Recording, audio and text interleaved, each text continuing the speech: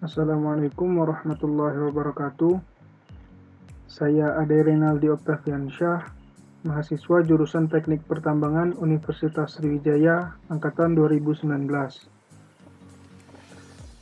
Saya akan mempresentasikan mengenai salah satu metode dalam survei geofisika, yaitu metode gaya berat atau metode graviti, untuk memenuhi ujian akhir semester mata kuliah geofisika tambang. Metode gaya berat atau graviti merupakan salah satu metode geofisika yang didasarkan pada pengukuran variasi medan gravitasi akibat variasi rapat massa atau densitas batuan di bawah permukaan. Perbedaan ini disebabkan karena adanya distribusi massa yang tidak merata di kerak bumi dan menyebabkan tidak meratanya distribusi dan deformasi massa jenis batuan. Batuan-batuan dengan massa jenisnya yang beragam tersebut akan mempengaruhi medan gravitasi bumi di permukaan, yang disebut juga dengan anomali gravitasi. Prinsip pada metode ini mempunyai kemampuan dalam membedakan densitas suatu batuan dan di sekitarnya dalam skala yang sangat kecil, sehingga dapat diketahui struktur bawah permukaan. Penggunaan utama metode ini dapat menentukan batas dan skala cekungan sedimen serta distribusi massanya, sehingga pengetahuan tentang struktur bawah permukaan ini penting untuk perencanaan eksplorasi. Pengukuran dalam survei ini dapat dilakukan di darat, di laut, maupun di udara, dan target pelaksanaannya adalah menyelidiki perbedaan medan gravitasi dari suatu titik observasi terhadap titik observasi lainnya. Metode gravitasi ini umumnya digunakan untuk menentukan lokasi dan ukuran struktur utama yang mengandung hidrokarbon, deposit logam, biji besi, akuifer hidrologis. Selain itu juga untuk eksplorasi mineral dan menentukan lokasi formasi batuan lainnya. Kemudian dasar teori graviti.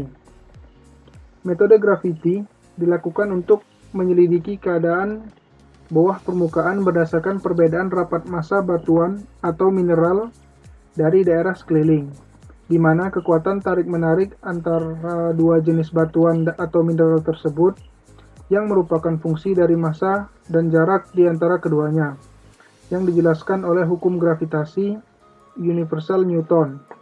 Metode ini menggunakan alat yang disebut gravimeter, yaitu alat geofisika yang sensitif terhadap perubahan vertikal.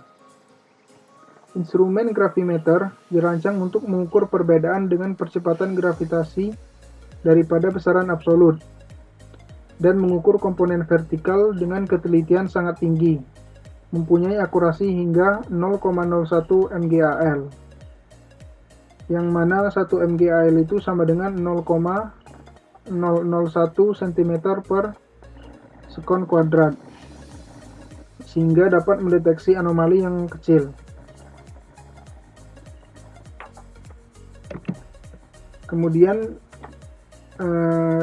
dasar teori graviti ini yang pertama yaitu dari hukum gravitasi Newton.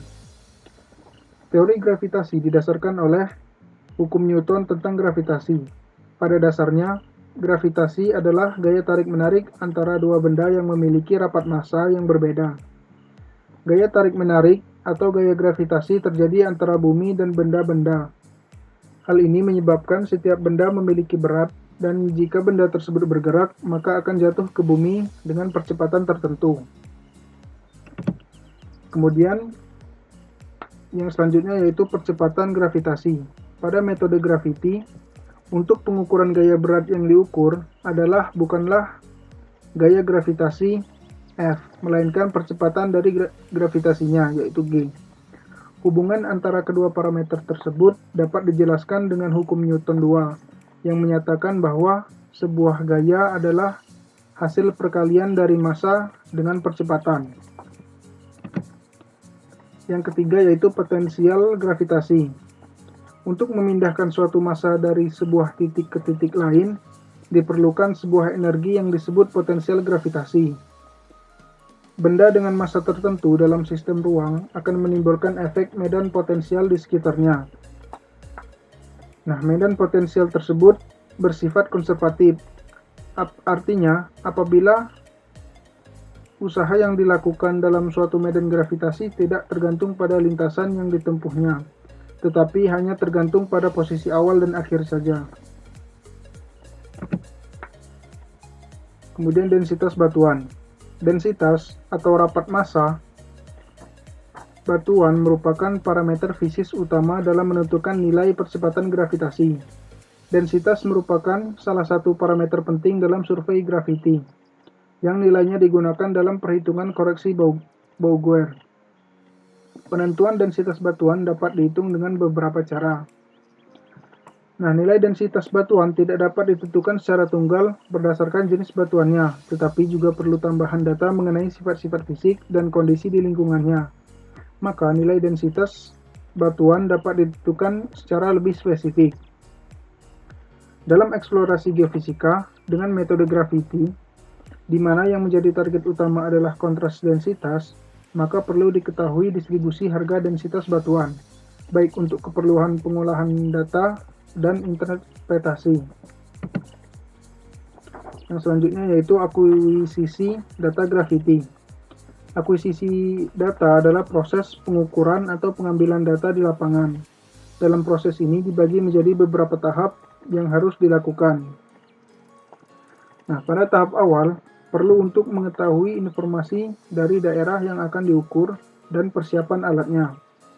Dapat menggunakan peta geologi dan peta topografi yang telah diketahui harga percepatan gravitasinya, yang bertujuan untuk menentukan base station atau titik acuan dan lintasan pengukuran. Pada penentuan base station, biasanya dipilih pada lokasi yang cukup stabil, mudah dikenal dan dijangkau, serta terhindar dari sumber getaran. Jumlah base station yang dibutuhkan tergantung dari keadaan lapangannya. Nama tempat posisi dapat terbaca dalam peta, mudah dijangkau oleh GPS. Setiap base station adalah detail yang harus diperhatikan secara cermat. Penentuan base station sangat penting karena pengambilan data lapangan harus dilakukan secara looping, yaitu dimulai pada suatu titik yang telah ditentukan dan berakhir pada titik tersebut. Dalam alur pengambilan data dapat dilakukan dengan sistem repeat station dan proses looping. Sistem looping ini diharapkan dapat menghilangkan kesalahan yang disebabkan oleh pergeseran pembacaan gravimeter dan dapat diperoleh nilai koreksi apungan alat yang disebabkan oleh adanya perubahan pembacaan akibat gangguan berupa guncangan alat selama perjalanan, sehingga menyebabkan bergesernya pembacaan titik nol pada alat tersebut, perubahan pembacaan nilai gravimeter. Nah, yang harus diperhatikan dalam akuisisi data graviti yaitu perlunya dicatat beberapa informasi dan data yang penting seperti waktu pembacaan, nilai pembacaan gravimeter, koordinat stasiun pengukuran, dan ketinggian titik ukur. Kemudian pengambilan data dilakukan di titik-titik yang telah direncanakan pada peta topografi dengan interval jarak pengukuran tertentu. Yang ketiga yaitu Selain itu juga perlu diperhatikan transportasi dan waktu yang diperlukan gravimeter dari titik acuan ke titik pengukuran dan dari titik pengukuran kembali ke titik acuan. Pengolahan data graviti. Pengolahan data graviti yang sering disebut juga dengan reduksi data graviti secara umum dapat dibagi menjadi dua macam, yaitu proses dasar dan proses lanjutan. Dari data mentahan, dilakukan koreksi dengan menghitung Bouguer anomali, dengan menerapkan koreksi-koreksi standar pada data yang terukur di setiap stasiun. Tahapan pemrosesan tersebut meliputi seluruh proses, mulai dari nilai pembacaan alat di lapangan sampai diperoleh nilai anomali Bouguer di tiap titik pengukuran. Nah, pemrosesan data secara tradisional terdiri dari beberapa langkah yang masing-masing dirancang untuk menghilangkan efek gravitasi yang dapat dihitung dengan asumsi-asumsi yang dibuat. Proses lanjutan yaitu merupakan tahap untuk melakukan pemisahan anomali Bouguer lengkap, karena pada data saat ini masih terdapat nilai anomali residual anomali regional, serta noise, sehingga dapat dilakukan filterisasi untuk mendapatkan hasil peta kontur yang bebas dari noise. Nah, sampai dengan tahap ini dari peta kontur anomali residual sudah dapat diinterpretasikan struktur geologi di bawah permukaan. Namun demikian, untuk dapat menghasilkan struktur geologi yang lebih jelas dan hasil interpretasi data gravity yang memiliki kesesuaian dengan data geologi lebih baik, maka perlu dilakukan pengolahan data lanjutan. Nah, metode pengolahan data ini berfungsi untuk mendapatkan data dengan resolusi yang lebih jelas pada peta kontur anomali, sehingga perbedaan nilai anomali yang dihasilkan semakin terlihat, serta dapat menentukan kondisi patahan yang terlihat dengan cara mengambil garis slice sesuai dengan arah struktur patahan yang diharapkan. Kemudian masuk ke koreksi gravitasi. Nilai gravitasi yang dapat dari pengamatan di lapangan merefleksikan medan gravitasi yang disebabkan oleh sebuah massa di bumi dan efek rotasi bumi, sehingga perlu dilakukan koreksi pada pembacaan gravitasi tersebut. Metode gravitasi bekerja berdasarkan kontras densitas dari batuan bumi dan berfungsi untuk mendapatkan perbedaan tersebut. Nilai gravitasi yang diukur dipengaruhi oleh pasang surut, keuntungan dan kerugian dari massa karena topografi bumi, dan referensi. Oleh karena itu, data yang diukur harus dikoreksi untuk menghilangkan pengaruh-pengaruh tersebut. Kemudian beberapa koreksi dalam metode gaya berat adalah sebagai berikut. Yang pertama yaitu koreksi pembacaan alat. Koreksi pembacaan alat adalah koreksi yang dilakukan apabila terjadi kesalahan dalam pembacaan alat gravitasi yang digunakan. Kemudian yang kedua yaitu koreksi pasang surut atau tidal correction. Koreksi pasang surut disebabkan karena adanya pengaruh dari pasang surut akibat benda-benda langit di sekitar bumi. Yang ketiga yaitu koreksi apungan atau drift correction. Koreksi apungan dilakukan terutama sangat tergantung pada perubahan kondisi alat gravimeter terhadap waktu. Alat gravimeter selama digunakan untuk melakukan pengukuran, pada saat transportasi dari satu stasiun ke stasiun lainnya akan mengalami goncangan dan gangguan, yang menyebabkan bergesernya pembacaan titik nol pada alat tersebut, yang disebut dengan apungan.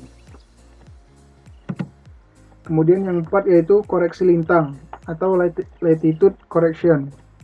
Koreksi ini dilakukan karena bentuk bumi yang tidak sepenuhnya bulat sempurna, tetapi tepat pada daerah ekuator sehingga perlu dikoreksi ke bidang normal, dan juga perlu memperhitungkan rotasi bumi. Koreksi lintang ini digunakan untuk mengkoreksi nilai-nilai gaya berat di setiap lintang geografis karena gaya berat tersebut berbeda-beda, yang disebabkan oleh adanya gaya sentrifugal dan bentuk elipsoid. Yang kelima yaitu koreksi udara bebas atau free air correction. Koreksi udara bebas merupakan koreksi akibat perbedaan ketinggian dari permukaan laut atau mean sea level ke titik pengukuran dengan mengabaikan adanya massa di antaranya. Koreksi udara bebas merupakan koreksi yang dilakukan karena adanya pengaruh ketinggian terhadap medan gravitasi bumi. Pada dasarnya, koreksi ini dilakukan untuk mendapatkan anomali medan gravitasi di topografi. Maka untuk mendapatkannya, medan gravitasi teoritis dan medan gravitasi observasi harus sama-sama berada di topografi, sehingga koreksi ini perlu dilakukan. Kemudian yang keenam yaitu koreksi Bauger. Koreksi Bauger dilakukan untuk memperhitungkan kompensasi pengaruh massa batuan di antara titik pengukuran dan bidang datum. Pendekatan untuk menghitung koreksi Bauger adalah dengan mengasumsikan bahwa massa di antara datum dan titik amat dianggap massa silinder datar dengan radius tak terhingga, dengan ketebalan sama dan jarak vertikal antar titik amat. Datum dan rapat massa di sekitar titik amat adalah konstan. Kemudian yang terakhir yaitu koreksi medan atau terrain correction. Koreksi medan digunakan untuk menghilangkan pengaruh efek massa di sekitar titik pengukuran, karena ketidakteraturan pada topografi sekitar titik pengukuran. Efek ini terjadi dan menyebabkan perubahan nilai sesuai pergeseran lokasi. Perubahan ketinggian di setiap stasiun harus dilakukan koreksi medan. Kemudian anomali Bauger. Anomali Bauger merupakan perbedaan harga gravitasi bumi sebenarnya dengan harga gravitasi model bumi homogen teoritis di suatu datum acuan tertentu. Nilai anomali ini tidak terletak pada bidang yang sama, tetapi agak menyimpang dari nilai teoretik pada titik pengukuran aktual. Anomali Bauger juga ditentukan di atas geoid, yaitu perbedaan antar gravitasi yang diamati dikurangi ke geoid dan gravitasi acuan, di mana gravitasi acuan adalah sama dengan gravitasi standar. Anomali Bauger ini dibagi menjadi dua macam, yaitu anomali regional, anomali yang berhubungan dengan massa homogen. Yang kedua yaitu anomali residual, anomali yang berhubungan dengan target eksplorasi. Kemudian interpretasi data graviti. Interpretasi graviti adalah menafsirkan sebaran massa bawah permukaan berdasarkan data hasil pengukuran di lapangan. Anomali yang telah diproses dengan koreksi-koreksi dan dimodelkan. Interpretasi dapat dilakukan secara kuantitatif dan kualitatif. Tujuannya adalah untuk mengetahui informasi bawah permukaan berdasarkan variasi densitas batuan. Dalam interpretasi ada dua jenis anomali, yaitu anomali regional dan anomali residual. Interpretasi anomali gravitasi memungkinkan akan diperoleh informasi yang lebih rinci tentang struktur geologi yang berupa singkapan di permukaan ataupun pada kedalaman. Nah, dalam eksplorasi mineral, hidrokarbon, dan lainnya, yang target berada pada kedalaman yang dangkal, karena itu efek yang lebih dalam yang menempel pada efek yang dangkal harus dipisahkan. Nah, efek dangkal ini disebut dengan anomali residual, sedangkan respon yang muncul dari struktur yang lebih dalam, lebih besar, dan lebih luas disebut dengan anomali regional. Kemudian keunggulan dan kelemahan dari metode graviti. Keunggulan atau kelebihan dari metode graviti adalah yang pertama yaitu survei yang dilakukan memerlukan biaya yang relatif murah. Kemudian yang kedua, instrumen yang digunakan relatif kecil atau mudah dibawa karena berbentuk portable, sehingga tidak memerlukan banyak personil. Kemudian yang ketiga yaitu pengukurannya bersifat non-destruktif dan cepat. Kemudian kelemahan metode ini adalah yang pertama yaitu seringkali hasil pengukurannya mempunyai tingkat ambiguitas yang tinggi. Yang kedua, pengolahan data lebih rumit dan memerlukan waktu yang lama, sehingga diperlukanlah komputer dan perangkat lunak yang canggih dan juga para ahli data processing yang mempunyai keahlian khusus. Yang ketiga yaitu dalam hal interpretasi juga diperlukan pemahaman geologi yang kuat. Dan yang terakhir, untuk mendapatkan hasil yang baik, maka diperlukan verifikasi dengan metode geofisika yang lain. Baiklah, mungkin itu saja yang dapat saya sampaikan. Apabila ada kesalahan saya mohon maaf. Kepada Allah saya mohon ampun. Wabillahi taufiq wal hidayah. Wassalamualaikum warahmatullahi wabarakatuh. Terima kasih.